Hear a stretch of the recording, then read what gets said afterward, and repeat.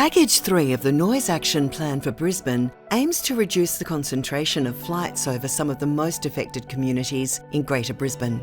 In this video, we are presenting proposed changes to the North and West, developed based on feedback from the 2024 engagement on earlier concepts. Let's take a closer look. Firstly, the preferred option for departures over land to the north and west from the new runway during southerly wind conditions aims to reduce the concentration of noise impacts by adjusting the later sections of the departure paths to overfly fewer people and to place them away from arrival paths used when the wind is from the north to avoid arrivals and departures tracking over the same communities. In August 2024, we engaged on an initial concept that proposed splitting the north and west departure paths earlier. Community feedback indicated this would offer little benefit to the areas most affected by these flights. But there was support for separating the departure and arrival paths to reduce concentration. To address this, the preferred option introduces a slightly earlier split between the north and west paths, shifting the north path to fly over fewer people, and the west path further east, so it is separated from the arrival paths used in northerly winds. We also sought feedback on an initial concept that proposed offsetting the departure path immediately after takeoff. We are still investigating different offset options that might allow us to shift the departure paths away from arrivals.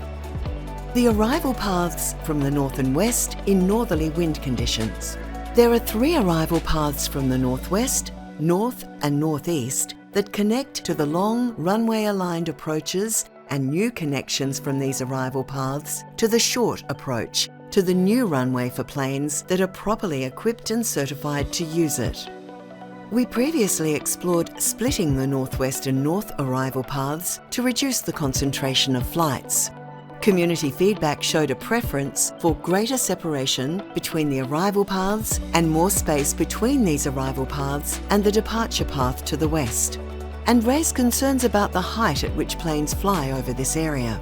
We also proposed a new connection to the short approach arrival path that would redirect some non-jet planes away from the busy long approach path to better share operations.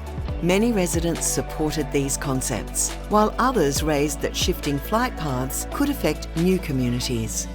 The preferred options include increasing the space between the 3 arrival paths, separating the north path from the west departure path to reduce concentration over the same communities, keeping arrivals higher for longer, letting aircraft glide as they descend, and adding new connections to the short approach to better share operations between long and short approaches. Find out more about the Noise Action Plan for Brisbane by visiting our website.